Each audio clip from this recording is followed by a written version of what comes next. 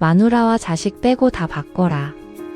1993년 6월 독일 프랑크푸르트의 한 호텔 방.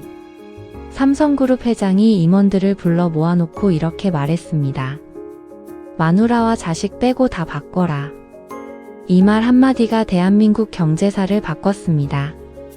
그런데 이 말을 한 사람이 어떤 사람인지 제대로 아는 분은 많지 않습니다. 이건희. 아버지 이병철의 그늘에서 벗어나지 못한 2세 경영인이라는 평가를 받던 남자. 취임 초기 삼성 내부에서도 의심을 받았던 남자. 하지만 이 남자가 취임했을 때 삼성의 브랜드 가치는 전 세계 60위권 밖이었고, 그가 쓰러지기 직전 삼성은 세계 9위 브랜드가 돼 있었습니다. 그 사이에 무슨 일이 있었을까요? 그리고 그 뒤에는 어떤 이야기가 있었을까요? 오늘 우리가 이야기할 것은 단순한 성공 스토리가 아닙니다. 가장 외로운 자리에서 가장 혹독하게 자신을 단련한 남자의 이야기입니다. 그리고 그 모든 것이 어디서 시작됐는지 지금 이야기를 시작하겠습니다. 1942년 1월 9일. 이건희는 이병철 회장의 셋째 아들로 태어났습니다. 형제가 많았고 집안의 기대는 복잡하게 얽혀 있었습니다. 어린 이건희는 조용한 아이였습니다. 말수가 적었고 혼자 무언가를 깊이 생각하는 시간이 많았습니다. 일본 와세다 대학교에서 경제학을 공부하고 미국 조지 워싱턴 대학교 대학원에서 경영학을 공부했습니다. 공부를 마치고 돌아와 삼성에 입사했지만 그가 걸어야 할 길은 쉽지 않았습니다. 아버지 이병철은 삼성의 창업자이자 한국 재계의 전설적인 인물이었습니다. 그 아버지의 아들로 산다는 것이 어떤 것인지 이건희는 평생 그 무게를 안고 살았습니다. 1987년 11월 이병철 회장이 세상을 떠났습니다. 이건희는 45세의 나이에 삼성그룹 회장 자리에 올랐습니다. 그런데 당시 주변의 반응은 냉담했습니다. 이병철 회장만 한 사람이 어디 있겠냐. 아버지 덕에 자리를 물려받은 것 아니냐. 이건희는 이 시선들을 알고 있었습니다. 그리고 조용히 자신만의 방식으로 증명하기 시작했습니다. 취임 후 몇 년간 이건희는 삼성을 직접 살폈습니다. 해외 출장을 다니며 삼성 제품이 어떻게 팔리는지 눈으로 확인했습니다. 그리고 충격을 받았습니다. 미국과 유럽의 전자매장에서 삼성 제품은 구석에 처박혀 있었습니다.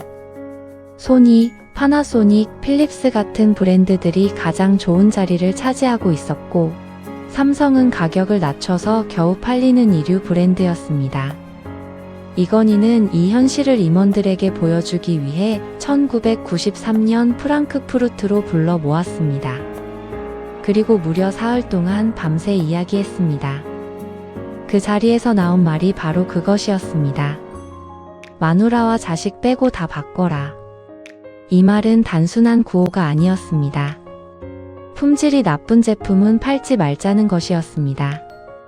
당장의 매출보다 장기적인 품질을 선택하자는 것이었습니다. 그리고 이건희는 실제로 행동으로 보여줬습니다.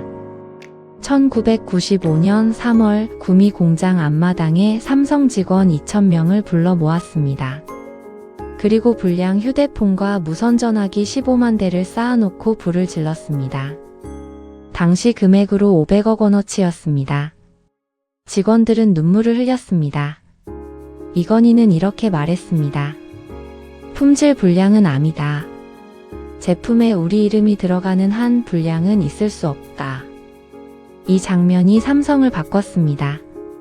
이건희에 대해 잘 알려지지 않은 이야기가 있습니다. 그는 독서광이었습니다. 그것도 보통의 독서가 아니었습니다. 경영서적은 물론이고 과학, 기술, 예술, 역사, 장르를 가리지 않고 읽었습니다. 그리고 읽은 것을 깊이 생각하는데 엄청난 시간을 쏟았습니다. 이건희는 이런 말을 남겼습니다. 나는 밥 먹는 시간을 빼고는 항상 생각한다. 그의 주변 사람들은 회의 중에도 이건희가 갑자기 멍해지는 것을 봤다고 합니다. 하지만 그것은 멍한 게 아니었습니다. 깊이 생각하는 것이었습니다. 그리고 그 생각 끝에 결론이 나오면 그는 행동했습니다. 반도체 사업을 시작할 때도 그랬습니다. 1980년대 초 이건희는 반도체가 미래라고 확신했습니다. 하지만 주변에서 반대가 심했습니다. 삼성이 무슨 반도체입니까? 분수를 알아야죠. 이건희는 아버지 이병철에게 직접 건의했습니다. 설득이 쉽지 않았습니다. 하지만 결국 이병철은 아들의 말을 받아들였습니다. 그리고 지금 삼성 반도체는 세계 1위입니다. 이건희가 그 씨앗을 심었습니다. 하지만 이건희의 삶이 성공만으로 채워진 것은 아니었습니다. 2008년 이건희는 삼성 비자금 조성 혐의로 검찰 수사를 받았습니다. 그리고 경영 일선에서 물러났습니다. 회장직을 내려놓은 것입니다.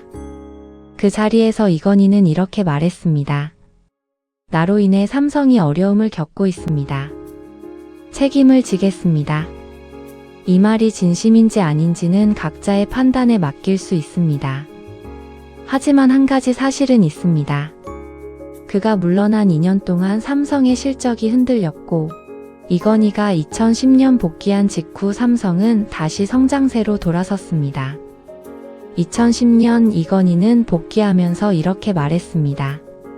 앞으로 10년 내에 삼성을 대표하는 사업과 제품은 대부분 사라질 것입니다. 다시 시작해야 합니다. 그의 나이 68세였습니다. 68세에 다시 시작하자고 말한 것입니다. 그리고 실제로 그렇게 했습니다. 스마트폰 시대를 준비하고 반도체 투자를 확대하고 삼성을 진짜 글로벌 기업으로 만드는 작업을 다시 시작했습니다. 2014년 5월 이건희는 자택에서 급성 심근경색으로 쓰러졌습니다. 심폐소생술이 이뤄졌고 병원으로 옮겨졌습니다. 의식을 회복하지 못했습니다. 그 후 2020년 10월 25일 세상을 떠나기까지 이건희는 6년 동안 병원 침대에 누워 있었습니다. 한때 삼성 반도체 공장 현장을 직접 누비고 프랑크푸르트에서 사흘밤을 새며 임원들을 훈계하던 그 남자가 아무 말도 하지 못하는 채로 6년을 보냈습니다. 이건희가 쓰러지기 전 그는 자신의 경영 철학에 대해 이렇게 말한 적이 있습니다. 천재 한 명이 10만 명을 먹여 살린다. 그리고 또 이렇게 말했습니다. 나는 삼성맨이 아니다. 나는 삼성 그 자체다. 오만하게 들릴 수 있습니다. 하지만 그가 취임하던 날 삼성과 그가 쓰러지기 전 삼성의 차이를 보면 그 말을 단순한 오만이라고 보기 어렵습니다. 그는 실제로 삼성을 바꿨습니다. 그리고 삼성은 대한민국을 바꿨습니다. 이건희는 이런 말을 남겼습니다. 변화는 남이 시켜서 하는 게 아니다. 내가 먼저 바뀌어야 세상이 바뀐다. 그의 삶이 이 문장의 증거입니다. 아버지의 그늘 아래 의심받던 남자가 45세의 회장 자리에 앉아서 스스로를 먼저 바꿨습니다. 임원들을 독일로 불러 모아 사흘밤을 새웠습니다. 500억 원어치 제품에 직접 불을 질렀습니다. 68세에 다시 시작한다고 선언했습니다. 그리고 또 이런 말도 있습니다. 인류는 아무리 열심히 해도 인류다. 인류가 되려면 생각 자체가 달라야 한다. 이건희는 삼성을 인류에서 인류로 바꿨습니다. 하지만 그보다 먼저 자신의 생각을 바꿨습니다. 오늘 우리가 이건희의 이야기에서 가져갈 수 있는 것은 단순합니다. 지금 내가 있는 자리가 어디든 상관없습니다. 아버지 덕에 자리를 얻었다는 소리를 들어도 상관없습니다. 결국 중요한 것은 그 자리에서 내가 무엇을 했느냐이니까요. 이건희는 그것을 몸으로 보여줬습니다. 2020년 10월 25일 이건희 회장은 78세의 나이로 세상을 떠났습니다. 그가 남긴 유산은 숫자로 표현하기 어렵습니다. 삼성 브랜드 가치 세계 9위, 반도체 세계 1위, 스마트폰 세계 1위. 하지만 그것보다 더 중요한 유산이 있다고 생각합니다. 의심받는 자리에서도 포기하지 않는 것. 당장의 이익보다 긴 안목을 선택하는 것. 그리고 68세에도 다시 시작할 수 있다고 믿는 것. 오늘 이야기를 마치며 한 가지만 생각해 보셨으면 합니다. 지금 여러분이 서 있는 자리에서 마지막으로 스스로를 바꾸려 했던 것이 언제였나요? 이건희는 평생 그 질문을 던지며 살았습니다. 변화는 남이 시켜서 하는 게 아니다. 오늘 영상이 마음에 남으셨다면 구독과 좋아요 부탁드립니다.